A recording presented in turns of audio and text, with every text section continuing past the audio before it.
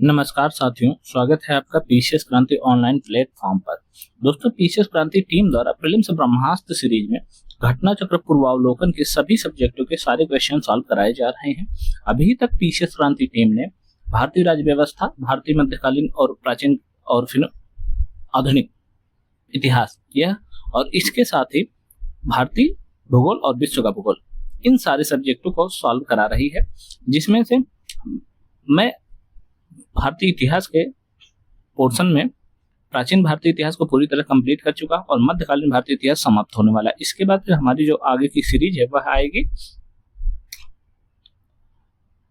आधुनिक भारत के इतिहास पर। ठीक है, तो दोस्तों, अगर अभी तक आपने प्राचीन भारतीय इतिहास के सब्जेक्टों को देखा नहीं है तो आप हमारे प्लेलिस्ट में जाके, पीसीएस क्रांति के प्लेलिस्ट में जाके आप उसे पहले वॉच कीजिए, फिर उसके बाद फिर आप आइए मध्यकालीन भारतीय इतिहास पर। ठीक है, और मध्यकालीन भारतीय इतिहास में अभी तक दिल्ली सल्तनत पूरा कंप्लीट कर दिया गया है। इसके बाद फिर हम लोग मुगल देख रहे हैं, और मुगल में हम भी बाबर, हुमायूं, यह दोनों पोर्शन को खत्म कर चुके हैं। इसके अलावा शेर शाह सूरी वाला भी पोर्शन पूरी तरीके से समाप्त हो चुका है, जो बीच में आता था मुगलों के। ठीक है, और अब हम देखेंगे अकबर के क्वेश्चन को। ठीक है, अकबर से संबंधित सारे प्रश्नों को घटना चक्र पूर्वावलोकन के क्वेश्चन में जो भी आए हुए हैं उनको देखेंगे। ठीक है, और यह घटना चक्र पूर्वावलोकन कितना इंपॉर्टेंट होता है स्टेट पीएससी के लिए, आपको बताने की आवश्यकता नहीं है, क्योंकि आप देख ही रहे हैं लगातार एग्जामों में यहीं से लगभग क्वेश्चन बन रहे हैं, यही पीवाईक्यू लगभग लगातार आ रहे हैं।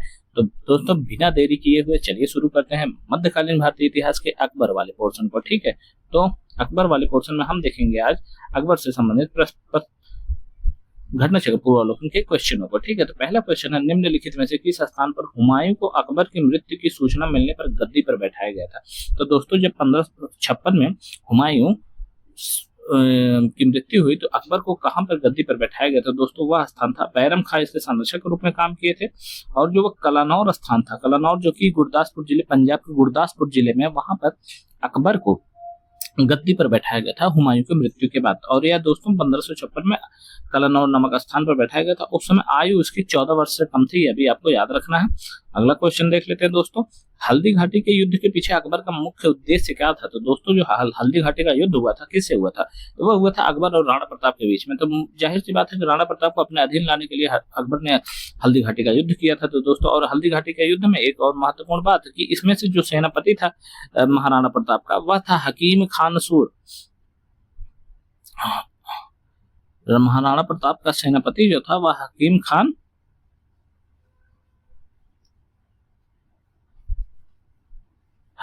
सूर था, जो कि अफगान था। ठीक है, एक अफगान था, अफगानी सेनापति था। ठीक है, और यही क्वेश्चन अभी देखेंगे, बार बार लगातार आए हुए।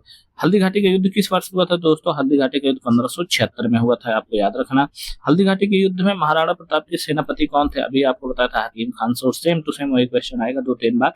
हल्दी घाटी के युद्ध में महाराणा प्रताप के अलावा राजपूत सेना का सेनापति कौन था? तो दोस्तों, हकीम खान सूर था। ठीक है, अगला क्वेश्चन देख लेते हैं दोस्तों, हल्दी घाटी के युद्ध में महाराणा प्रताप के राजपूत सेना का सेनापति कौन था? तो हकीम खान सूर था। ठीक, दिए गए मानचित्र में छायांकित भाग पर एक कालावधि विशेष में अकबर के साम्राज्य को दर्शाता है। ए, स्वतंत्र देश का परिचय का, और बी, एक नगर की स्थिति को दर्शाता है। तो कौन सा विकल्प सही है? तो दोस्तों, यह जो ये वाला पोर्शन है, ए वाला पोर्शन, ये दोस्तों उस समय गोंडवाना रीजन था, जो कि स्वतंत्र। ठीक है, और यह अकबर का जो राज्य था वह ऐसे करके था। ठीक है, बंगाल तक लेके और इधर लगभग पूर्व पाकिस्तान, जो वर्तमान का अफगानिस्तान के भी कुछ पोर्शन वहां तक था। ठीक है, और ये बी वाला जो क्षेत्र देखेंगे तो आप जो भारत है वो भारत ऐसे करके, वर्तमान का जो भारत है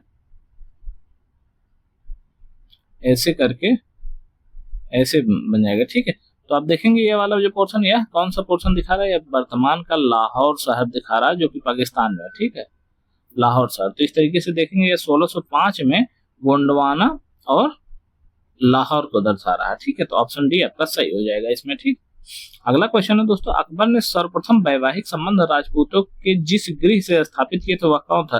तो दोस्तों, कछवाहा समुदाय था राजपूतों का, उन्होंने अकबर से वैवाहिक संबंध स्थापित किए थे। ठीक है, अगला क्वेश्चन, निम्नलिखित में से किस परिवार ने सर्वप्रथम अकबर के साथ वैवाहिक संबंध स्थापित किए? तो कछवाहा समुदाय ने। किस चिश्ती संत के दरगाह पर अकबर दर्शन हेतु जाया करता था? तो दोस्तों, वह थे उस समय के शेख मुइनुद्दीन चिश्ती, जो कि अजमेर में उनका क्षेत्र था। वहां पर वह अक्सर जाया करता था, और एक इसके अलावा एक थे सलीम चिश्ती, उनके दरबार में भी जाया करता था। ठीक है, वह भी सीकरी में, फतेहपुर सीकरी में उनका मकबरा है, वहां पर भी जाया करता था। ठीक है, अगला क्वेश्चन, निम्नलिखित में से किसे अकबर ने स्वयं मारा था? तो दोस्तों उसे मारा था अधम का। क्या था कि महामनगा का पुत्र था अधम का। ठीक है, क्योंकि उसने क्या किया था, अकबर के प्रधानमंत्री अतक खां की हत्या कर दी थी, इसीलिए इसको मार दिया गया। ठीक है, अगला क्वेश्चन है, राजपूत के निम्न राज्यों में से किस एक ने अकबर की संप्रभुता स्वयं स्वीकार नहीं की थी? तो दोस्तों वह आमेर था, जो कि कभी भी अकबर की, सॉरी यहाँ पर आमेर नहीं है, यहाँ पर आपका हो जाएगा क्वेश्चन मेवाड़ था, मेवाड़, सॉरी हमें आमेर लगा, मेवाड़ था, और मेवाड़ कभी भी अकबर की संप्रभुता स्वीकार नहीं की थी। क्या था कि मेवाड़ राज्य ने अकबर की संप्रभुता स्वीकार नहीं की थी। वहां के शासक राणा प्रताप ने लंबे समय तक मुगलों से युद्ध लड़ा, और राणा प्रताप की मृत्यु के बाद उसके राणा अमर सिंह, इसलिए मुझे आमेर याद आ गया था, राणा अमर सिंह ने 1615 ईस्वी में जहांगीर से संधि करी थी, लेकिन कभी भी संप्रभुता स्वीकार नहीं करी थी। किस राजपूत शासक ने मुगलों के विरुद्ध निरंतर स्वतंत्रता संघर्ष जारी रखा और समर्पण नहीं किया? तो ठीक है, तो मेवाड़ के राजा अमर सिंह जो थे, आमेर के राजा भारमल थे, और फिर मारवाड़ के राजा चंद्र सिंह थे, और बीकानेर के राजा राय सिंह थे।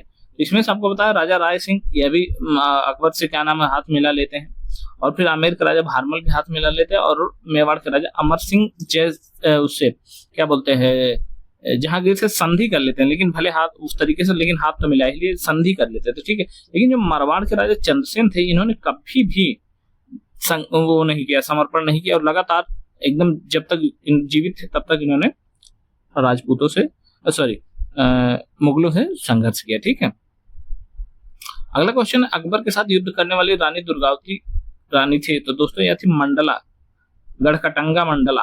ठीक है, वहां की रानी थी। ठीक है, अबुल फजल की मृत्यु किसके कारण हुई थी? तो दोस्तों अबुल फजल को मारने वाला था शहजादा सलीम, जो कि आप जानते हैं शहजादा सलीम को ही क्या कहता है, जहांगीर भी। ठीक है, अगला क्वेश्चन है, निम्न तथ्यों में से कौन तथ्य ऐसा है जो अकबर को राष्ट्रीय सम्राट सिद्ध करने में सहायक नहीं है? अकबर ने इस्लाम धर्म को त्याग दिया, प्रशासकीय एकता, कानूनों की एकरूपता, अकबर द्वारा सांस्कृतिक एकता का प्रयत्न, अकबर की धार्मिक नीति। तो दोस्तों अकबर ने इस्लाम धर्म को त्याग दिया, यह बात गलत है। ठीक है, और यह राष्ट्रीय सम्राट सिद्ध करने के लिए सहायक नहीं होती है। ठीक है, अगला क्वेश्चन है, अकबर की लोकप्रियता के कारण क्या थे? मनसबदारी, भू राजस्व, धार्मिक नीति, समाज सुधार, सारे के सारे ही कारण इसके सही थे। ABCD ऑप्शन इसमें से सब सही हो जाएगा। ठीक है, निम्नलिखित में से किस मुस्लिम शासक ने तीर्थकर यात्रा समाप्त कर दिया था? तो दोस्तों अकबर ने तीर्थकर यात्रा समाप्त कर दिया था। निम्नलिखित बादशाहों में किसको एक प्रबुद्ध निरंकुश कहा जा सकता है? तो प्रबुद्ध निरंकुश दोस्तों अकबर को बोला जाता है। ठीक है, और इसे निम्नलिखित घटनाओं पर विचार कीजिए और उनको कालानुक्रम व्यवस्थित कीजिए। तो पहला दिया अम्बेर की राजकुमारी से अकबर का विवाद, दूसरा तुकारोई का युद्ध, तीसरा है मालवा पर मुगल आक्रमण, चौथा है उड़ीसा पर कर रानी की विजय। तो दोस्तों आपको बता दें मालवा पर आक्रमण सबसे पहले हो जाएगा, फिर उसके बाद फिर अम्बेर की राजकुमारी से अकबर का विवाद दूसरे स्थान पर, और उसके बाद फिर हो जाएगा उड़ीसा पर कर रानी की विजय तीसरे पर, और तुकारोई का युद्ध हो जाएगा चौथे पर। इस तरीके से 3, 1, 4, 2 आपका आंसर सही हो जाएगा, आप ऐसे याद रखेंगे। ठीक है, ये तो 1562, 1575, 1561, 1568। ठीक है, यह भी याद रखेंगे आप। निम्नलिखित में से किसने आज्ञा दी थी कि एक आदमी को एक ही स्त्री से विवाह करना चाहिए, वह तभी दूसरा विवाह कर सकता है जब उसकी पहली स्त्री वंध्या हो? ठीक है, तो यह अकबर ने ठीक है आज्ञा दी थी ऐसी। निम्नलिखित कथनों में से कौन सा कथन सही है? अकबर ने लड़कों और लड़कियों की विवाह की आयु निर्धारित करने का प्रयास किया। अकबर ने लड़कियों के अभिभावकों के दबाव से अलग स्वयं की इच्छा से विवाह करने की स्वतंत्रता दी थी। ठीक है, तो दोस्तों दोनों ही बातें बिल्कुल सही हैं। ठीक है, इसमें दोनों ही बातें सही है।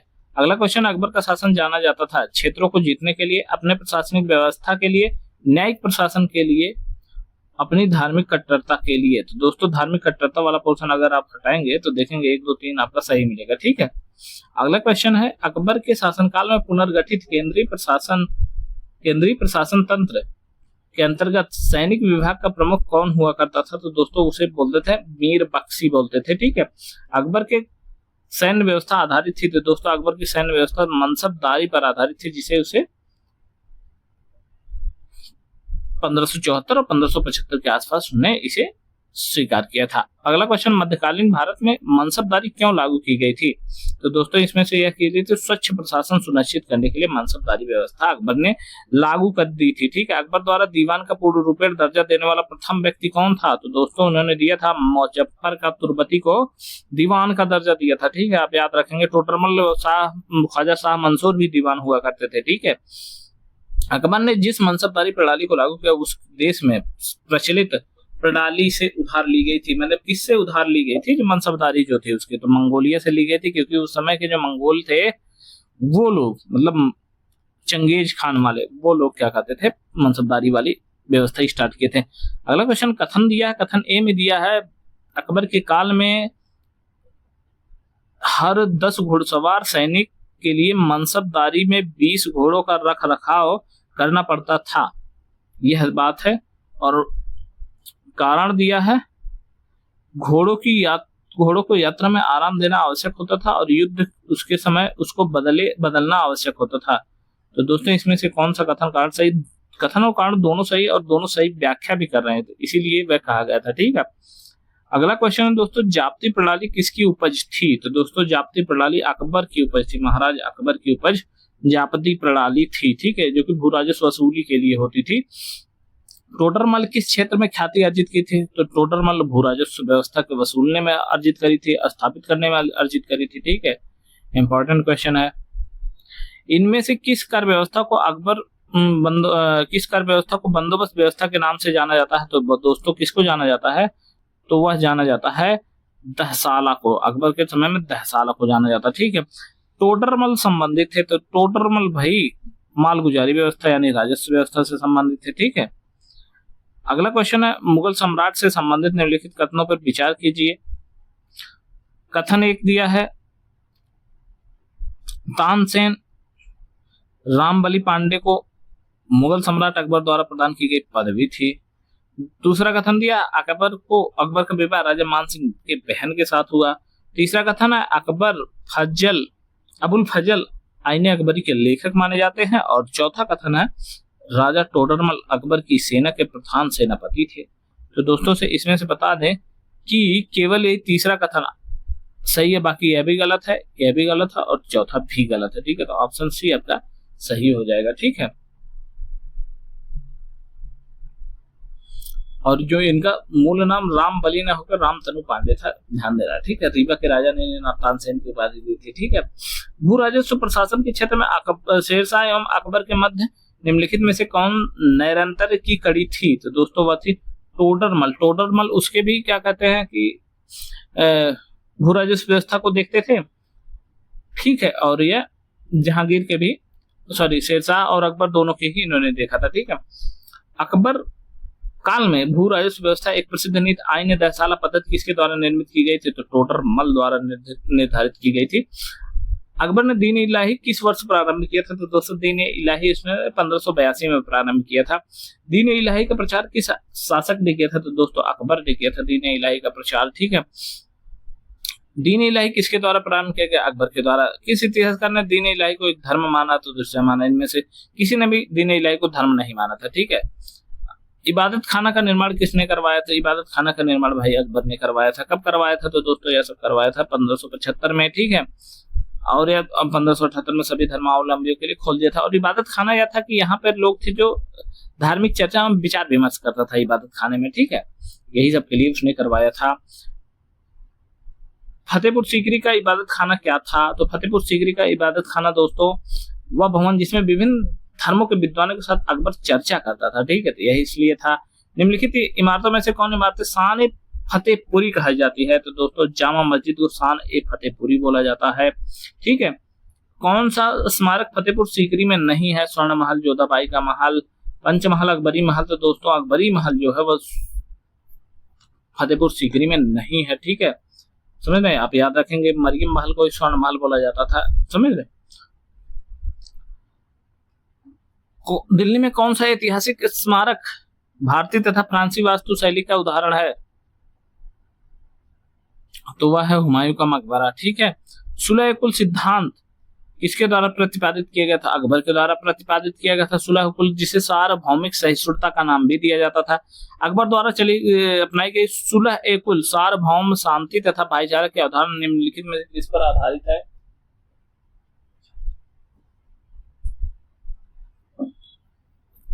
यह है धार्मिक उदारता, राजनीतिक उदारता, धार्मिक सहनशीलता, उदारवादी दृष्टिकोण और उदारवादी सांस्कृतिक दृष्टिकोण उपर्युक्त सभी। तो दोस्तों ये सारी चीजें सुलह कुल की अवधारणा में सम्मिलित थी। ठीक है, तो आपका सभी सही हो जाएगा।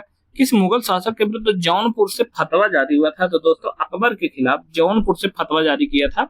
समझ रहे हैं, जौनपुर जब उन्होंने सुलह कुल की नीति चलाई थी तो जौनपुर के जो धर्मगुरु थे मुल्ला मोहम्मद यजदी, 1580 में उन्होंने मुस्लिमों को अकबर के विरुद्ध विद्रोह करने के लिए फतवा जारी कर दिया था। निम्नलिखित कथनों पर विचार कीजिए, कथन ए और कथन कारण आर। ठीक, अकबर ने 1602 में फतेहपुर सीकरी में बुलंद दरवाजा बनवाया था। कारण यह है कि यह निर्माण अकबर ने अपने पुत्र जहांगीर के जन्म की खुशी में बनाया था। बिल्कुल गलत है, वह गुजरात जीते थे यार, तब तो बनवाया था उन्होंने। ठीक है, इस तरीके से आप देखेंगे ए सही है और आर बिल्कुल ही गलत हो गया। अगला क्वेश्चन, निम्नलिखित में से किसका निर्माण अकबर ने करवाया था? तो दोस्तों इसका निर्माण बुलंद दरवाजा और जामा मस्जिद द्वारा, दोनों का ही निर्माण अकबर द्वारा करवाया गया था। इसमें ए बी और बी दोनों सही जाएंगे। निम्नलिखित में मुगल सम्राट ने शिक्षा संबंधी सुधार किए थे? तो दोस्तों अकबर ने ही तो शिक्षा संबंधी सुधार किया था। ठीक है, अगला क्वेश्चन देख लेते हैं। अकबर द्वारा बनवाई गई श्रेष्ठतम इमारतें पाई जाती हैं तो कहाँ पाई जाती है? फतेहपुर सीकरी में पाई जाती हैं। इसमें दीवाने आम, दीवाने खास, कोषागार, ज्योतिषी की बैठक, पंचमहल, खास महल, तुर्की सुल्ताना की कोठी, जोधाबाई का महल, हवा महल, मरियम की कोठी, बीरबल की कोठी इत्यादि महत्वपूर्ण है। तुर्की सुल्ताना का महल इतना सुंदर कि परसी ब्राउन ने इसे स्थापत्य कला का मोती तक कह दिया है। ठीक है, अगला क्वेश्चन है, अकबर द्वारा बनाई गई कौन सी इमारत नक्शा बौद्ध विहार की तरह है? तो दोस्तों वह है पंचमहल, जो कि बौद्ध विहार से लिया हुआ माना जा सकता है। अगला क्वेश्चन, अकबर द्वारा फतेहपुर सीकरी में निर्मित किस इमारत में बौद्ध स्थापत्य का अनुसरण किया गया है? दोस्तों पंचमहल में किया गया है।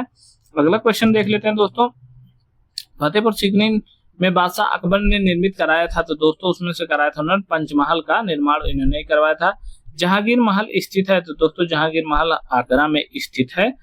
अकबर का मकबरा कहाँ पर स्थित है? तो दोस्तों सिकंदरा, जो कि आगरा में ही एक क्षेत्र है, गांव है, वहां पर उसने अपना मकबरा स्थापित करवाया था। निम्नलिखित में से किस किले का निर्माण अकबर के राज्यकाल में नहीं करवाया गया? दिल्ली का लाल किला। तो दोस्तों दिल्ली का लाल किला ही तो अकबर के समय में नहीं करवाया गया था, इसे करवाया था शाहजहां ने। ठीक है, यहाँ पर सूचियों को सुमेल करना है। सूची 1 में सम्राट दिया, सूची 2 में मकबरा दिया है। बाबर का मकबरा, अकबर का मकबरा, जहांगीर का मकबरा, शाहजहां का मकबरा। तो बाबर का जो मकबरा है वह काबुल में है, अकबर का जो मकबरा है वह आगरा में सिकंदरा में है, जहांगीर का मकबरा जो है वह लाहौर में है और शाहजहां का मकबरा आगरा में है। इस तरीके से आप देखेंगे 3, 4, 1, 2 हमेशा सही हो जाएगा। अगला क्वेश्चन है, सूची 1 और सूची 2 को मिलान कराना है मकबरे से लेकर, सेम टू सेम वही क्वेश्चन है, इसको करने की आवश्यकता नहीं है। अगला क्वेश्चन देख लेते हैं, अकबर के काल में महाभारत के फारसी अनुवाद किसके निर्देशन में हुआ था?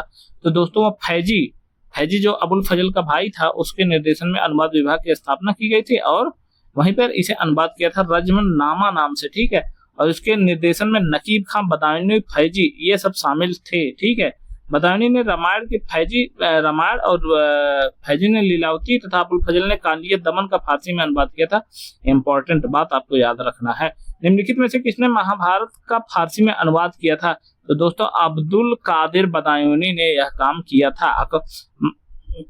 महाभारत का फारसी अनुवाद का शीर्षक क्या है? तो रजमनामा नाम से किया गया था। 16वीं शताब्दी में संपन्न महाभारत के फारसी अनुवाद कहलाता है रजमनामा। ठीक है, और अब देख लेते हैं रजमनामा किस हिंदू ग्रंथ का फारसी अनुवाद है? महाभारत का। अकबर की इच्छा अनुसार रामायण का फारसी में अनुवाद किया था? तो दोस्तों यह किया था अब्दुल कादिर बदायूनी। ठीक है, आपको यह याद होना चाहिए। निम्नलिखित में से किसने रामायण के फारसी अनुवाद किया था? तो रामायण का फारसी अनुवाद वही अब्दुल कादिर बदायूनी। सम्राट अकबर द्वारा किसको जरी कलम की उपाधि दी गई थी? तो दी गई थी मोहम्मद हुसैन को। ठीक है, जरी कलम, जिनकी सूची आईने अकबरी में मिलती है, और मोहम्मद हुसैन जो था कश्मीर का था। ठीक है, अकबर है। अगला क्वेश्चन है, जैन साधु जो अकबर के दरबार में कुछ वर्ष रहा, जिसने जगत गुरु की उपाधि दी गई थी। तो दोस्तों हरि विजय सूरी को जगत गुरु बोला था इसने, ठीक है। अगला क्वेश्चन देख लेते हैं, वह प्रसिद्ध जैनाचार्य कौन थे जिसने अकबर ने बहुत ज्यादा सम्मानित किया? तो वह हरिविजय सूरी थे।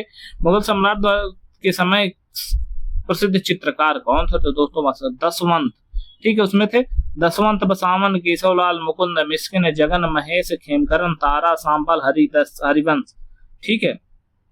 दसवंत के काम से अकबर इतना प्रभावित हुआ कि उसे अपने समय का अग्रणी कलाकार बनने में सहयोग दिया, किंतु बाद में महान चित्रकार मानसिक रूप से विक्षिप्त हो गया और 1584 में इसने अपनी आत्महत्या कर ली, ठीक है।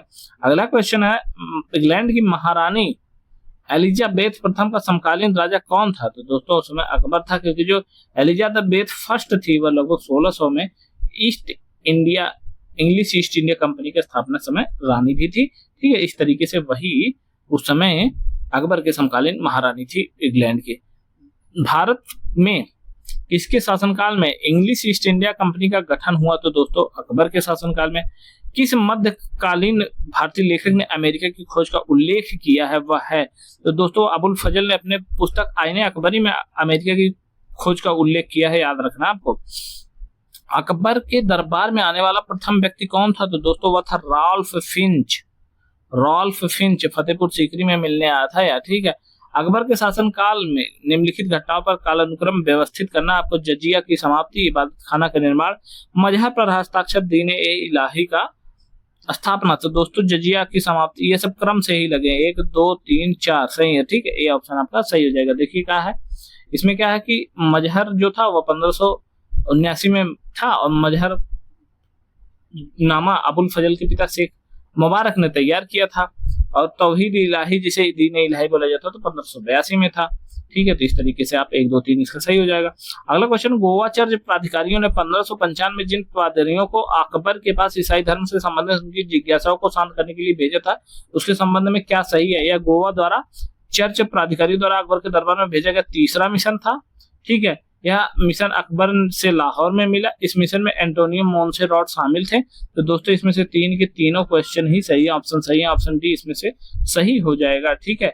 अकबर ने बंगाल तथा बिहार को मुगल साम्राज्य में मिलाया था दोस्तों 1576 में, जबकि हल्दीघाटी का युद्ध हुआ था उसी टाइम पर बंगाल और बिहार को अकबर ने अपने कब्जे में कर लिया था। तो दोस्तों ठीक है, तो यह देखा मैंने अकबर का क्वेश्चन पूरा समाप्त हो गया। अब बचे हैं जहांगीर के बाद फिर शाहजहां आएंगे, शाहजहां के बाद औरंगजेब, उसके बाद उत्तरवर्ती जो मुगल हैं वो आएंगे, पूरा कंप्लीट हो जाएगा इस तरीके से, तो बहुत ज्यादा बचा नहीं है, ठीक है। अब जहांगीर से पहला क्वेश्चन देख लेंगे, 2 अश्व सिंह अश्व की प्रथा किसने शुरू कराई? जहांगीर ने शुरू कराई। मुगलों में मेवाड़ के राणा के मध्य चित्तौड़गढ़ की संधि किस शासक के शासनकाल में हस्ताक्षरित हुई? तो जहांगीर के शासनकाल में हुई। ईस्ट इंडिया कंपनी ने जहांगीर के दरबार में पहले निम्न किसको भेजा था? तो हॉकिंस को भेजा था। जो विलियम हॉकिंस था वह 1608 से लेकर 1611 तक जहांगीर के दरबार में रहा। कंपनी द्वारा भेजा जाने वाला वह प्रथम अंग्रेज राजदूत तथा ईस्ट इंडिया कंपनी के प्रतिनिधि के रूप में मुगल दरबार में उपस्थित होने वाला प्रथम अंग्रेज था और शाही दरबार में 3 वर्ष तक रहा। सम्राट जहांगीर ने उसे 400 का मनसब प्रदान किया। उसने हॉकिंस को इंग्लिश खान की उपाधि देकर अर्मेनिया के एक स्त्री से विवाह भी कर दिया था। सर थॉमस रो ब्रिटिश सम्राट जेम्स प्रथम द्वारा भेजा गया प्रथम राजदूत था जो जहांगीर के दरबार में आया था, ठीक है। अगला क्वेश्चन, निम्नलिखित में से कौन जहांगीर के दरबार में ब्रिटिश शासक जेम्स प्रथम का दूत था? तो दोस्तों कौन था वह जेम्स प्रथम का दूत? तो वह था विलियम हॉकिंस, ठीक है। ऑप्शन ए आपका सही हो जाएगा। जैसे कि दूत तो नहीं कह सकता, लेकिन प्रथम व्यक्ति था जो आया था, ठीक है। अगला क्वेश्चन, निम्नलिखित में से किसे जहांगीर ने खान की उपाधि दी थी? तो हॉकिंस को दी थी इंग्लिश खान, ठीक है। मुगल सम्राट जहांगीर ने किसे इंग्लिश खान की उपाधि? भाई सेम क्वेश्चन, विलियम हॉकिंस। आगे बढ़िए। ब्रिटिश राजदूत के रूप में सर थॉमस रो भारत आया था किसके शासनकाल में? जहांगीर के शासनकाल में। किस मुगल शासक के समय में सर थॉमस रो भारत आया था? तो दोस्तों वही सेम क्वेश्चन बार बार, जहांगीर। इंग्लैंड के जेम्स प्रथम के राजदूत सर थॉमस रो किस वर्ष भारत आए थे? तो दोस्तों वो आए थे 1615 में भारत जहांगीर के शासनकाल में, ठीक है। अगला क्वेश्चन देख लेते हैं दोस्तों, भारत में इंग्लैंड का कौन सा दूत जहांगीर के समय अजमेर से मांडू आया था मिलने? तो थॉमस रो थे। जहांगीर ने थॉमस रो को कहाँ मिलने का अवसर दिया? तो अजमेर में दिया था मौका। निम्नलिखित किस विदेशी यात्रियों को उनके भारत आने के कालानुक्रम व्यवस्थित करना? तो सबसे पहले हॉकिंस आ जाता है, नहीं सबसे पहले तो ये रॉल्फ फिंच, क्योंकि ये अकबर के समय आया था, ठीक है। उसके बाद फिर विलियम हॉकिंस, फिर निकोलस डाउंटन, फिर थॉमस रो, ठीक है। निकोलस डाउंटन जो थे उनको देखा जाए तो 1614 में भारत आया था, ठीक है। इस तरीके से ये आपका हो जाएगा 2 1 4 3 सही हो जाएगा आपका, ठीक है। अगला क्वेश्चन देख लेते हैं। वह एक डच पर्यटक जिसने जहांगीर के शासनकाल में मूल्यवान विवरण दिया था, तो कौन था? वह फ्रांसिसो पल्सर्ट था, ठीक है। निम्न विदेशी यात्रियों में किसने जहांगीर के शासनकाल में भारत की यात्रा करी थी? तो वह थे फ्रांसिस्को पल्सर्ट। किस मुगल शासक का मकबरा भारत में नहीं? तो जहांगीर का नहीं है भाई, यह लाहौर के शाहदरा में इसका मकबरा है भाई। अगला क्वेश्चन है, जहांगीर को कहां दफन किया गया था? तो दोस्तों लाहौर में किया गया था। निम्नलिखित में से भारत का मकबरा बाहर, वही सेम क्वेश्चन जहांगीर का, ठीक है। मुगल चित्रकला किसके राज दरबार में पराकाष्ठा पर पहुंची थी? चित्रकला का जो जहांगीर का काल था उसे चित्रकला का स्वर्ण काल कहते हैं, ठीक है। क्योंकि उसके उस समय जहांगीर ने नादिरुल्लाह से उस्ताद मंसूर, अबुल हसन के अलावा भी कई और कलम बहुत महत्वपूर्ण कलाकार थे, मंसूर अबुल हसन के अलावा, ठीक है। फारूक बेग, दौलत, ये सब भी थे, ठीक है। मुगल चित्रकला किसके नेतृत्व में शीर्ष बिंदु पर थी? तो जहांगीर के काल में थी। निम्नलिखित चित्रकारों के जहांगीर ने नादिरुल जमा की पदवी दी थी, तो जमा की पदवी अबुल हसन को दी थी, ठीक है। जहांगीर कालीन निम्नलिखित में से किस एक चित्रकार को नादिरुल अस्र की उपाधि दी? जहांगीर ने तो मंसूर को दी थी, ठीक है। अगला क्वेश्चन है, जहांगीर के दरबार में पक्षियों का सबसे बड़ा चित्रकार कौन था? तो दोस्तों वह था मंसूर। निम्नलिखित मुगल बादशाहों में किसने अपनी आत्मकथा फारसी में लिखी? तो जहांगीर ने लिखी थी, ठीक है। उसे वो चकोटी का लेखक और समालोचक भी माना जाता है, जिसमें तुझ के जहांगीरी में अपना कथा लिखी थी, ठीक है। अबुल फजल के हत्यारों को पुरस्कृत किया गया था। तो दोस्तों अबुल फजल के हत्यारों को जहांगीर ने पुरस्कृत किया था, क्योंकि उसी के कहने पर तो अबुल फजल को मारा गया था, ठीक है। निम्नलिखित में से किसने जहांगीर के विरुद्ध विद्रोह किया था? खुर्रम, खुसरो, आसफ खां, महाबत खां, ठीक है। तो इसमें से बता दें, इसमें से किया था 2 3 4, यानी कि 2 3 4 अगर आप देखें तो खुर्रम, महाबत खां और खुसरो ने जहांगीर के शासनकाल में विद्रोह किया था। खुसरो किस मुगल बादशाह का पुत्र था? तो दोस्तों खुसरो जहांगीर का पुत्र था, इसे शाहजहां नाम से भी जाना जाता है इसी को, ठीक है।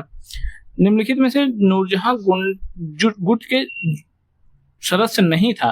तो दोस्तों जहांगीर नहीं था, उसमें थे एतमादुद्दौला जिसे मिर्जा गयास बेग नूरजहां का पिता था, असमत बेग नूरजहां की मां, असफ खां नूरजहां का भाई, शहजादा खुर्रम बाद में शाहजहां, यह तब 4-5 लोग थे, ठीक है। नूरजहां जुंटा का सदस्य नहीं था, तो दोस्तों महाबत खां नहीं था।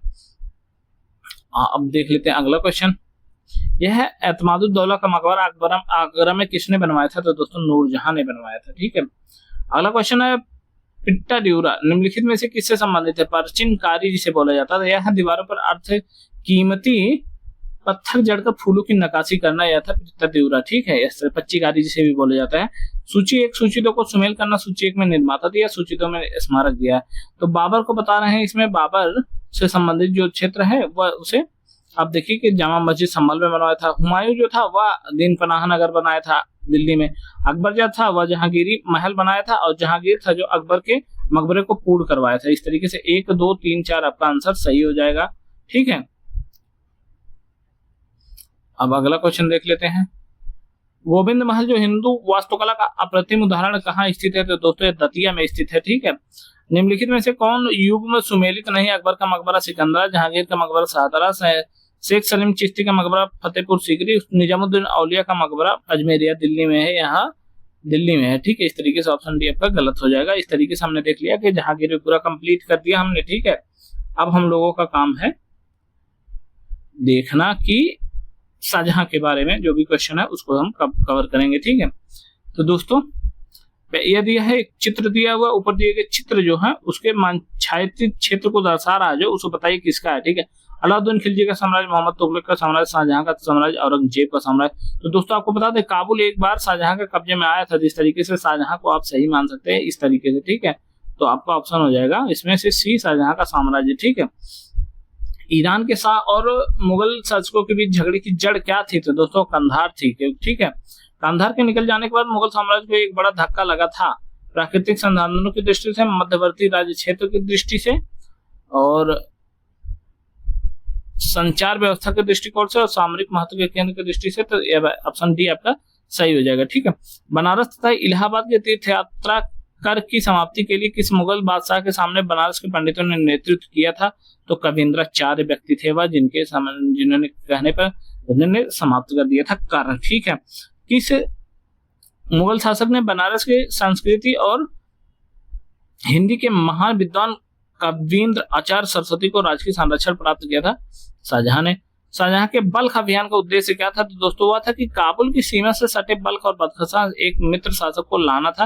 इस तरीके से ऑप्शन ए एकदम सही है। ठीक है। निम्न में से कौन शाहजहां के शासनकाल का राज कवि था? तो उस समय राज कवि कलीम था, याद रखना आपको। ठीक है।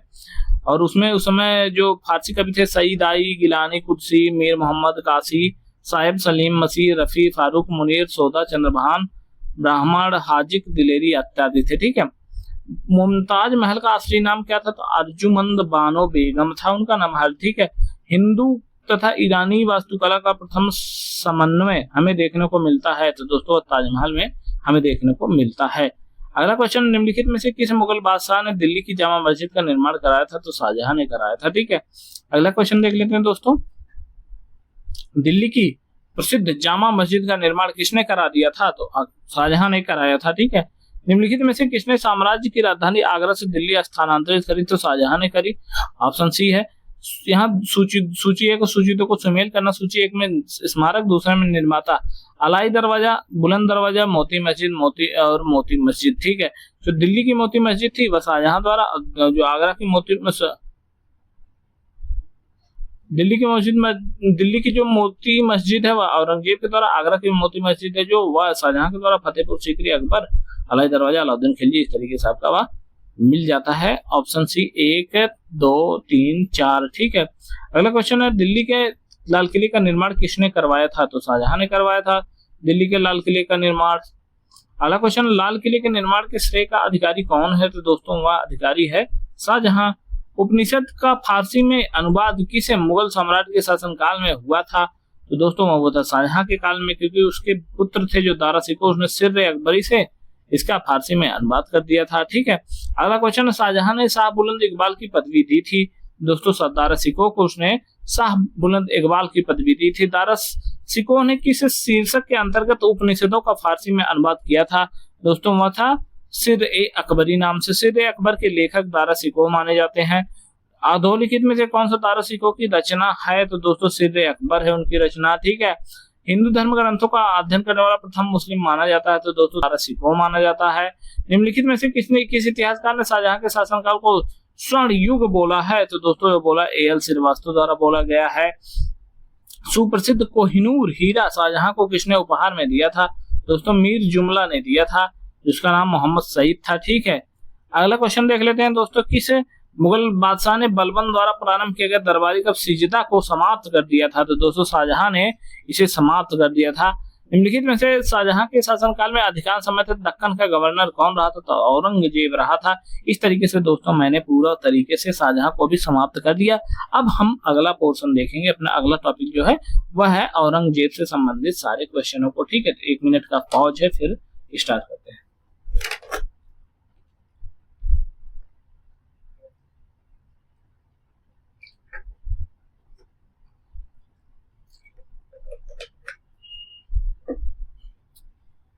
अब अगला टॉपिक है औरंगजेब वाला पोर्शन। तो औरंगजेब वाले पोर्शन से हम पुनः स्टार्ट करते हैं। देख लेते हैं पहला क्वेश्चन। पहला क्वेश्चन, मुगल गद्दी पर औरंगजेब शाहजहां का उत्तराधिकारी हुआ करता था और यह कथन था, कारण था ज्येष्ठ पुत्र के उत्तराधिकारी के नियम का पालन किया गया था। तो यह बात बिल्कुल गलत। कहां ज्येष्ठ पुत्र के नियम का पालन किया गया था? तो लड़ाई फड़ाई कर लिए थे। ठीक है। निम्नलिखित में से किसी मुगल बादशाह को 2 बार राज्याभिषेक हुआ? तो दोस्तों औरंगजेब का हुआ था। ठीक है, कब कब हुआ था तो दोस्तों देख लो, एक बार दिल्ली में हुआ था 1658 में, 59 में पुनः हुआ था। ठीक है, जब और उस समय उसने उपाधि ली थी अबुल मुजफ्फर मुहिउद्दीन मोहम्मद औरंगजेब बहादुर आलमगीर पादशाह गाजी। अरे भाई, इतना बड़ा नाम की नाम लेने में भी दिक्कत है। धर्मट का युद्ध किसके बीच हुआ था? दारा सिकोह औरंगजेब, क्योंकि यह हुआ था जो क्या कहते हैं, इनके बीच जो युद्ध हुआ था सत्ता के लिए, उसके लिए हुआ था। निम्नलिखित युद्धों के कालानुक्रम को व्यवस्थित करना था। सरनाल का युद्ध, धर्मत का युद्ध, बिलग्राम का युद्ध, जजाऊ का युद्ध। तो दोस्तों आपको बताते हैं, सबसे पहले बिलग्राम का युद्ध हो जाएगा 1539-40 में, सरनाल का युद्ध उसके बाद हो जाएगा, फिर उसके बाद धर्मत का युद्ध, फिर जजायू का युद्ध 1707 में। इस तरीके से ए ऑप्शन आपका सही हो जाएगा। ठीक है, औरंगजेब ने जोधपुर के शासक जसवंत सिंह को 1658 में धर्मट के युद्ध में पराजित किया था। धर्मट किस राज्य में स्थित है दोस्तों? मध्य प्रदेश में स्थित है। औरंगजेब के शासनकाल में निम्नलिखित घटनाओं पर विचार करना, उसे कालानुक्रम व्यवस्थित करना। देवराई की लड़ाई, बनारस के पास सूजा का पराजय, सामूगढ़ की विजय और धर्मट का विजय। तो दोस्तों आपको बता दें, बनारस के पास सूजा की पराजय, फिर उसके बाद फिर आपका हो जाएगा धर्मट की विजय, फिर उसके बाद आपका हो जाएगा सामूगढ़ की लड़ाई, फिर देवराई की लड़ाई। ऑप्शन सी इसका सही आंसर हो जाएगा। अगला क्वेश्चन, मोहम्मद शाहजादा जिसने श्रीनगर गढ़वाल में आश्रय लिया था, तो किसने लिया था? सलमान सिकोह ने लिया था आश्रय। ठीक है, अब बता दें, औरंगजेब के किस पुत्र ने विद्रोह करके राजपूतों के विरुद्ध अपने पिता की स्थिति दुर्बल कर दी थी? अकबर ने करी थी भाई, समझ रहे हो। किस मुगल सेनापति शिवाजी 1665 ईस्वी में पुरंदर की संधि पर हस्ताक्षर किए थे शिवाजी ने? किसके साथ? तो दोस्तों वो था जय सिंह, उसके सामने हुआ था यह बात। अगला क्वेश्चन, निम्नलिखित में से जिंदा पीर किसे कहा जाता? तो औरंगजेब को जिंदा पीर कहा जाता है। ठीक है, क्यों कहा जाता था? क्योंकि यह अपने जो जीवन था, व्यक्तिगत जीवन, उसका नैतिक स्तर बहुत ऊंचा था। इस युग में प्रचलित पापों को दृढ़तापूर्वक अलग रहता था वह। ठीक है, औरंगजेब के काल में कौन यूरोपीय यात्री भारत आया था? तो दोस्तों इसमें से औरंगजेब के काल में तो कोई ही नहीं आया था। ठीक है, और सर्वप्रथम किस मुगल शासक ने ब्रिटिश के विरुद्ध संघर्ष किया था? दोस्तों औरंगजेब ने किया था। ठीक है, अगला क्वेश्चन देख लेते हैं, औरंगजेब ने दक्षिण में जिन दो राज्यों का विजय किया था वह कौन थे? ठीक है, तो वह थे बीजापुर और गोलकुंडा वाले क्षेत्र। अगला क्वेश्चन है, 1687 में औरंगजेब ने गोलकुंडा किले पर अधिकार कर लिया था। वह उस समय गोलकुंडा का शासक कौन था? तो अबुल हसन कुतुब शाह थे उस समय गोलकुंडा के शासक। मानचित्र दिया है और बताया है किसके समय का नक्शा हो सकता है? तो यह दोस्तों 1707 में औरंगजेब की मृत्यु के समय का यह राज्य माना जा सकता है। किस बादशाह के अंतर्गत मुगल सेना ने सर्वाधिक हिंदू सेनापति थे उस समय? ठीक है, तो उस समय थे सर्वाधिक हिंदू सेनापति औरंगजेब। ठीक है, अगला क्वेश्चन दोस्तों, मुगल सम्राट जिसने सर्वाधिक संख्या में हिंदू अधिकारियों की नियुक्ति करी थी? तो औरंगजेब ने की थी। ठीक है, जजिया किसके शासनकाल में पुनः लगाया गया? तो औरंगजेब के शासनकाल में जजिया को पुनः स्टार्ट कर दिया गया था, याद रखना है क्वेश्चन। अगला क्वेश्चन, औरंगजेब द्वारा चलाए गए जिहाद का क्या अर्थ है? तो दोस्तों उसका अर्थ है दारुल ए इस्लाम। ठीक है, समझ रहे हो, दारुल ए इस्लाम है। बीबी का मकबरा का निर्माता कौन था? औरंगजेब था, जिसे उसने बनवाया था। औरंगाबाद में रबिया पत्नी रबिया उद दरौनी के मकबरे को ही कहा जाता था और इसे दक्षिण का ताजमहल भी बोला जाता था। तो द्वितीय ताजमहल, कौन सा मकबरा द्वितीय ताजमहल कहलाता है? तो वह रबिया उद दरौनी का मकबरा है। ठीक है, अगला क्वेश्चन दोस्तों देख लेते हैं, कौन सम्राट औरंगजेब की पुत्री थी? तो दोस्तों मेहरुन्निसा औरंगजेब की पुत्री थी। औरंगजेब ने किसको साहिबात उज्जमानी की उपाधि प्रदान की थी? तो जहां आरा जो उसकी बहन थी उसको दिया था। संत रामदास किसके शासनकाल से संबंधित किया जा सकता है? तो औरंगजेब के शासनकाल से समर्थ रामदास को लिंक किया जा सकता है। अगला क्वेश्चन है, दिल्ली के लाल किले में मोती मस्जिद का निर्माण करवाया था किसने? तो दिल्ली के जो लाल किला था उसमें निर्माण करवाया था औरंगजेब ने, जबकि आगरा का जो मोती मस्जिद है उसका निर्माण करवाया था शाहजहां ने। आपको याद रखना है। इस तरीके से दोस्तों हमने औरंगजेब को भी पूरा कंप्लीट कर लिया। अब हमारा जो है वह है देखना पड़ेगा, वह है मुगल प्रशासन।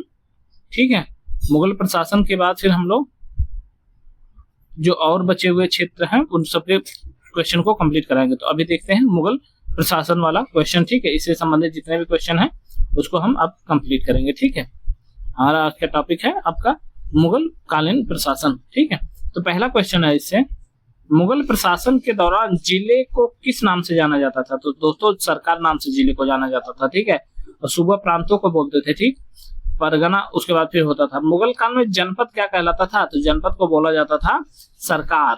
ठीक है, अगला क्वेश्चन है दोस्तों, मुगल काल में सेना का प्रधान निम्न में से कौन होता था? तो मीर बख्शी सेना का प्रधान होता था। मुगल शासन काल में मीर बख्शी का कर्तव्य क्या हुआ करता था? तो दोस्तों मीर बख्शी का कर्तव्य होता था जो भू राजस्व अधिकारियों का पर्यवेक्षण करना, ठीक है। इसे सेना का प्रधान भी बोला जाता था, और वह जो भू राजस्व अधिकारी थे उनका मतलब कि वह सही से वसूल रहे हैं कि नहीं, यह भी वह देखता था। इस तरीके से इसे पे मास्टर भी बोला जाता था, वेतनाधिकारी, ठीक है। तो यह भी याद रखेंगे। और वेतनाधिकारी का कार्य दीवान ए तन करता था, ठीक है।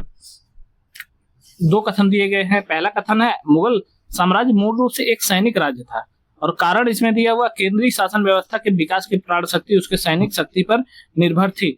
तो दोस्तों बिल्कुल बात सही, एक सैनिक राज्य था, क्योंकि इनका गठन जो हुआ था मनसबदारी प्रथा पर हुआ था, और मनसबदारी उनके सैन्य व्यवस्था की रीढ़ मानी जाती थी। इस तरीके से एक सैनिक राज्य का दर्जा आप दे सकते हैं मुगल साम्राज्य को, ठीक है। तो केंद्रीय शासन व्यवस्था के विकास की प्राण शक्ति उसके सैनिक शक्ति पर निर्भर थी। हाँ, तो आजकल का तो समय तो था नहीं कि वहां पर लोकतंत्र इस टाइप से कोई चल रहा होगा। सैनिक शक्ति के ही बल पे वह पूरे देश को या फिर अपने राज्य को, अपने प्रांतों को वह कवर करते थे, ठीक है। इस तरीके से जीतते थे। तो आपका दोनों ही कथन इसमें से सही है और सही व्याख्या भी कर रहा है, ठीक है। अगला क्वेश्चन, निम्नलिखित में से किसने मुगल सेना में चिकित्सक नियुक्त किया गया था? किसको किया गया था? तो मनुची जो था, निकोल मनुची, उसे मुगल सेना में चिकित्सक के रूप में नियुक्त किया गया था, और ये दोस्तों इटली का था, ठीक है। इटली का याद रखना, मनुची कहाँ का था? इटली का था, ठीक है। निम्नलिखित कथनों पर विचार कीजिए। अहदी वे घुड़सवार सिपाही थे। पहला है जिन्होंने अपनी सेवाएं एकाकी प्रदान की। दूसरा है जिन्होंने किसी सरदार के साथ अपने संलग्न नहीं किया। तीसरा है सम्राट ही उनका आसन्न कर्नल था। चौथा है जिन्होंने अपने मिर्जाओं के साथ संलग्न किया। तो दोस्तों इसमें यह है कि मिर्जा के साथ तो संलग्न नहीं थे, सम्राट के साथ थे, सरदार के साथ भी उन्हें को संलग्न नहीं किया गया, और अपने अकेले सेवाएं प्रदान करते थे, अहदी उन्हें बोला जाता था। इस तरीके से पहला, दूसरा, तीसरा तो सही है, बाकी सब गलत हैं, ठीक है। ऑप्शन बी आपका सही हो जाएगा। अगला क्वेश्चन, मुगल प्रशासन में मुहतसिब कौन था? तो मुहतसिब था लोक आचरण का अधिकारी, मतलब उस समय कोई भाई नैतिकता को इधर उधर ना करे, समाज में एक सामाजिक व्यवस्था जो है वो उसको बनाए रखे, इसलिए मुहतसिब की नियुक्ति करी जाती थी। मध्यकालीन में मनसबदारी प्रथा खासतौर पर इसलिए चालू की गई थी। तो मनसबदारी क्यों की गई थी? साफ सुथरा प्रशासन चालू हो सके इसलिए की गई थी। मुगल मनसबदारी व्यवस्था में सुचारू संचालन के लिए कौन उत्तरदायी होता था? तो मीर बख्शी होता था उत्तरदायी, जो कि सेना का प्रमुख भी होता था। निम्नलिखित बातों में से कौन एक मुगल मनसबदारी के विषय में सही नहीं है? ये सवार पद जात पद से अधिक हो सकता था। बिल्कुल नहीं, जात पद अधिक होते थे, उसके बाद फिर सवार पद हो सकते थे, बराबर हो सकता था, लेकिन अधिक नहीं हो सकता था, ठीक है। मुगल मनसबदारी व्यवस्था में निम्नलिखित कथनों पर विचार करना है। पहला कथन दिया, जात और सवार पद प्रदान किए जाते थे। मनसबदार आनुवांशिक अधिकारी होते थे। मनसबदारों के 3 वर्ग थे। दीवान कार्यालय द्वारा इनको वेतन दिया जाता था। तो दोस्तों आपको बता दें, जात एवं सवार पद किए जाते थे, बिल्कुल सही। मनसबदारी आनुवांशिक नहीं था, यह गलत है। मनसबदारी के 3 वर्ग होते थे, यह भी गलत है। आपका ऑप्शन 1 और 4 हो जाएगा। सॉरी, मनसबदारी के 3 वर्ग थे, यह तो बात सही है। और फिर दीवान द्वारा इनका वेतन नहीं दिया जाता था, बल्कि मनसबदारी थी उन्हें खुद ही इकताए टाइप से प्रदान की जाती थी, प्रांत टाइप से, जहां पे वो भू राजस्व को वसूल करते थे, और भू राजस्व का वसूली अपने सैनिकों के संचालन में लगाते थे, उनके पालन पोषण में लगाते थे, और जो बचता था उसको सम्राट के पास पहुंचाते थे, ठीक है, खवाजिल के रूप में। इस तरीके से पहला और तीसरा इसमें से आपका सही हो जाएगा, ठीक है। तो ऑप्शन सी इसमें सही हो जाएगा। अगला क्वेश्चन देख लेते हैं दोस्तों। यह है, मुगल भारत के संदर्भ में जागीरदार और जमींदार के बीच क्या अंतर है? पहला कथन है, जागीरदारों के पास न्यायिक पुलिस दायित्व के एवज में भूमि आवंटन का अधिकार होता था, जबकि जमींदारों के पास राजस्व अधिकार होते थे तथा उन पर राजस्व उगाही को छोड़कर कोई दायित्व पूरा करने की बाध्यता नहीं होती थी। अगला कथन है, जागीरदारों को किए गए भूमि आवंटन वंशानुगत होते थे और जमींदारों के राजस्व अधिकार वंशानुगत नहीं होते थे। इसमें से बता दें तो दोनों ही गलत है, क्योंकि जो मुगल कालीन प्रशासनिक प्रणाली था, मनसबदार सैन्य और प्रशासनिक अधिकारी होता था। मनसबदार को सैन्य और प्रशासनिक व्यय तथा वेतन के बदले नगद या जागीर के रूप में भुगतान दिया जाता था। जिन मनसबदारों को ये जागीर प्राप्त होती थी वह जागीरदार कहलाते थे। इन्हें न्यायिक और प्रशासनिक दायित्व के एवज में भूमि आवंटन का अधिकार भी होता था, तथापि इनके भूमि अधिकार केवल सेवा काल तक ही रहते थे। इसके विपरीत जमींदार पहले से चले आ रहे बड़े भूधारक होते थे, जिनका कार्य प्रभाव क्षेत्र भू राजस्व संग्रह का कर देना होता था, और जिसके बदले उन्हें लगभग 10 से 11% कतिपय क्षेत्रों में, कुछ जगहों पर तो 25% तक संग्रह वसूल प्राप्त होता था, ठीक है। इसी के राजस्व अधिकार वंशानुगत होते थे तथा इनका मुख्य उत्तरदायित्व तो राजस्व उगाही होता था, परंतु इसके अतिरिक्त वे कुछ विशिष्ट प्रकार की सेवाएं राज्य को भी देते थे। ठीक है, अगला क्वेश्चन देख लेते हैं। मुगल कालीन भारत में राज्य की आय का प्रमुख स्रोत कौन सा है? तो भू राजस्व है। मुगल कालीन प्रशासनिक शब्दावली में माल प्रतिनिधित्व करता है, यानी माल शब्द किसको शो कर रहा है? तो वह भू राजस्व को ही कर रहा है। ठीक है, अगला क्वेश्चन है। मुगल सम्राट जिसने तंबाकू के प्रतिषेध पर मतलब प्रयोग पर प्रतिषेध लगाया था, निषेध लगाया था, तो जहांगीर था। खुद शराब इतना पीता था लेकिन तंबाकू यूज नहीं करने देता था। अगला क्वेश्चन है। मुगल सम्राट में मदद ए मास इंगित करता है, तो मदद ए मास जो होती थी वो दोस्तों विद्वानों को दी जाने वाली राजस्व मुक्त भूमि होती थी, जो जिसे मदद ए मास बोला जाता था। ठीक है, मध्यकालीन भारत के ऐतिहासिक स्रोतों में चकला शब्द का प्रयोग क्या हुआ था? तो दोस्तों जो चकला शब्द होता था वह है सूबा और परगना के बीच एक क्षेत्र इकाई होती थी, लेकिन सरकार के समानार्थी नहीं था। सूबा और परगना के बीच एक अलग अलग पोर्शन होता था, तो उसे चकला बोला जाता था। ठीक है, कुछ परगनों को मिलाकर चकला संगठित किया जाता था। मनसबदारी व्यवस्था में के संदर्भ में कौन सा कथन सही है? पहला कथन दिया, मनसबदारी व्यवस्था राज्य के कुलीन वर्ग से संबंधित थी जिसे अकबर ने प्रारंभ किया था, और दूसरा मनसबदारी का पद पैतृक था। तो दोस्तों पैतृक तो बिल्कुल नहीं था, यह गलत हो जाता, तो ऑप्शन ए आपका सही हो जाएगा। ठीक है, अगला क्वेश्चन है। मुगल काल में मनसबदारी प्रथा विद्यमान थी, कारण है मनसबदारों का चयन योग्यता के आधार पर होता था। बिल्कुल बात सही है, लेकिन दोनों एक दूसरे को व्याख्यायित नहीं कर रहे हैं। ठीक है, अगला क्वेश्चन देख लेते हैं दोस्तों। निम्न में से कथन ए कथन बी के व्याख्यान को पढ़ें और कूट का सही उत्तर चुनें। तो पहला जो कथन है, सभी मनसबदार सेना के पदाधिकारी नहीं होते थे। दूसरा है, मुगल शासन के अधीन उच्च पदाधिकारी भी मनसबदार होते थे और उनका वर्गीकरण होता था। तो ये दोनों ही सही है। ठीक है, अगला क्वेश्चन देख लेते हैं। यहाँ सूचियों को सुमेल करना, एक में अधिकारी एक में विहित कर्तव्य है। एक अधिकारी जिसमें दीवाने तन, मुस्तरफी, मुशरिफ और वाकिया नवीस है, जबकि विहित कर्तव्य में कार्यालय को संभालने के लिए प्रमुख घटनाओं व फरमानों को सूचीबद्ध करना, जागीर व वेतन को देखना, राज्य का आय व्यय का निरीक्षण करना। तो दोस्तों इसमें से जो था दीवाने तन जो होते थे वह होते थे जागीर व वेतन का देखभाल करते थे, और जो मुस्तरफी होते थे वह लोग राज्य की आय व्यय का निरीक्षण करते थे, और जो मुशरिफ होते थे उन लोग कार्यालय को संभालने के लिए होते थे, और वाकिया नवीस जो होते थे प्रमुख घटनाओं के फरमानों को सूचीबद्ध करते थे। अतः आपका ऑप्शन बी 3, 4, 1, 2 सही हो जाएगा। ठीक है, अगला क्वेश्चन है। यहाँ भी सूचियों को सुमेल करना, एक सूची में दिया गया बादशाह, दूसरे में दिया गया दीवान। उस समय के उनके दीवान कौन हुआ करते थे? अकबर के जो दीवान थे तो दोस्तों वह थे मुजफ्फर खां। जहांगीर के जो दीवान थे वह गयास बेग एतमादुद्दौला जो कि नूरजहां के पिता थे। शाहजहां के टाइम के जो थे वह सादुल्ला खां थे, और औरंगजेब के टाइम के असद खां थे। इस तरीके से आपका आंसर डी वाला 3, 1, 4, 2 सही हो जाएगा। ठीक है, अगला क्वेश्चन है। यहाँ पे कथन दिया हुआ है, कथन कारण दिया हुआ है। कथन में दिया है, अकबर ने शेरशाह की तरह राज्य के सिक्कों के प्रचलन को नियमित कराने का प्रयास किया। कारण है, शेरशाह की मुद्रा पद्धति के समय अकबर के ताम्र का प्रमुख सिक्का दाम था। तो दोस्तों इसमें से क्या है कि कथन और कारण दोनों सही, लेकिन व्याख्या सही नहीं कर रहे हैं, तो ऑप्शन बी इसमें से सही हो जाएगा। निम्नलिखित राजाओं में से किसने राम सीता की आकृतियों और रामसी देवनागरी लेख से युक्त सिक्के चलाए थे? तो दोस्तों अकबर ने चलाए थे। अगला क्वेश्चन है, मुगल शासन में तांबे का सिक्का कहलाता है। मुगल शासन में तांबे का सिक्का क्या कहलाता था? तो वह दाम कहलाता था। निम्नलिखित में से किसने शाहरुख नामक चांदी का सिक्का चलवाया था? तो दोस्तों उसने बाबर ने शाहरुख नामक चांदी का सिक्का चलवाया था। ठीक है, अगला क्वेश्चन है, निम्नलिखित में से किस बंदरगाह को मुगल काल के दौरान बाबुल मक्का का द्वार कहा जाता था? दोस्तों उसे सूरत को कहा जाता था, बाबुल मक्का। ठीक है, मुगल काल के दौरान, पिछले शासनकाल के दौरान ढाले गए सिक्कों को क्या कहा जाता था? तो खजाना कहा जाता था। ठीक है, अगला क्वेश्चन है, मध्यकाल में बटाई शब्द का अर्थ क्या हुआ करता था? तो यह लगान निर्धारित करने का तरीका हुआ था, जो कि था नस्क, मुक्तई, कनकूत, नकदी, जप्ती, गल्ला या बक्सी। ठीक है, अकबर के शासनकाल में दक्कन में निम्न पद्धतियों में कौन सा भू राजस्व प्रणाली का प्रचलित आधार था? तो वह था हल की संख्या के आधार पर दक्षिण भारत में भू राजस्व का निर्धारण किया जाता था। यह है क्वेश्चन, अंतिम क्वेश्चन है मुगलकालीन प्रशासन से। ठीक है, निम्नलिखित में से किस मुगलकालीन नहर का निर्माण फिरोज शाह की रजवाही को पुनर्जीवित करके कहा गया, पुनर्जीवित किया गया? तो वह था साहब ए नहर। ठीक है, तो दोस्तों इस तरीके से हमने मुगलकालीन प्रशासन को देख लिया। अब एक क्लास में हम लोग पूरा टोटल जो मुगलकालीन साहित्य है, मुगलकालीन अन्य जो चीजें हैं और उत्तरवर्ती मुगलकालीन से संबंधित जो क्वेश्चन है उसको भी कंप्लीट करा लेंगे। ठीक है।